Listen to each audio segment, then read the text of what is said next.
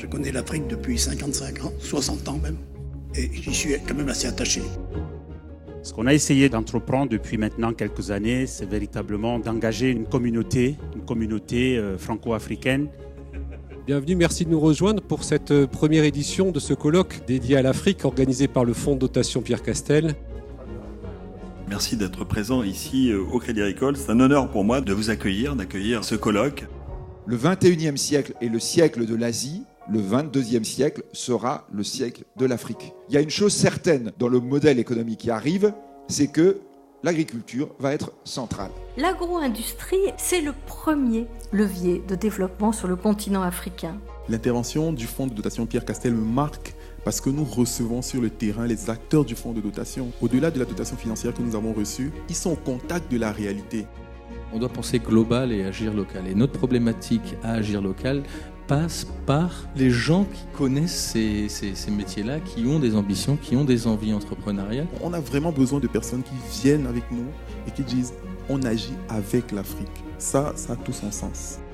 On parle en vrac de foncier, on parle d'accès aux semences, on parle d'accès au marché, etc. Tout ça est très important si on veut faire les choses de façon cohérente.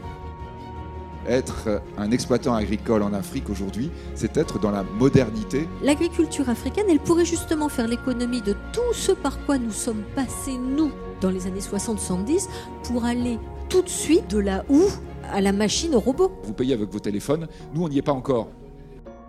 Dans une révolution technologique, vous n'êtes pas concurrent. L'Afrique a considérablement besoin de professions scientifiques. On doit démultiplier les écoles mathématiques en Afrique. Le défi de l'agriculture aujourd'hui en Afrique est d'abord un défi de restructuration. L'agriculteur tout seul ne peut pas y arriver. On peut avoir la volonté, on peut avoir de magnifiques idées, mais il faudrait des ressources pour accompagner cet exploit-là. Comment on va faire venir des trillions sur le continent africain et en particulier sur l'agriculture? Il y a énormément d'argent, il y a des tas d'organismes internationaux qui cherchent des projets dans lesquels ils pourraient investir de l'argent. On commence à se rendre compte qu'il va falloir qu'on se mette tous autour de la table parce que nous avons tous la même ambition. Et ça, les technologies le facilitent. On se rend compte que c'est vraiment une question de coopération parce qu'on voit maintenant que dans quasiment tous les secteurs, les compétiteurs arrivent à travailler ensemble.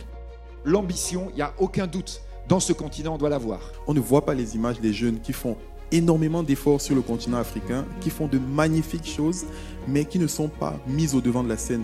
La réalité, c'est qu'il y a énormément de potentiel. Et ça, il faut également le dire. C'est l'Afrique qui contribue le moins au changement climatique, mais c'est le continent qui en subit les conséquences les plus fortes. La grande chance, c'est que c'est l'agriculture qui a finalement le potentiel de résoudre quasiment tous les enjeux mondiaux aujourd'hui auxquels on fait face. Il faut raisonner et agir de manière à la fois ambitieuse et réaliste. Merci d'avoir participé à cette première édition. Nous avons, entre autres, comme ambition dans le cadre du fonds, bien sûr, de mener des actions. Nous avons aussi envie d'être aussi un acteur de pensée et d'échange sur ces questions qui nous tiennent tous à cœur.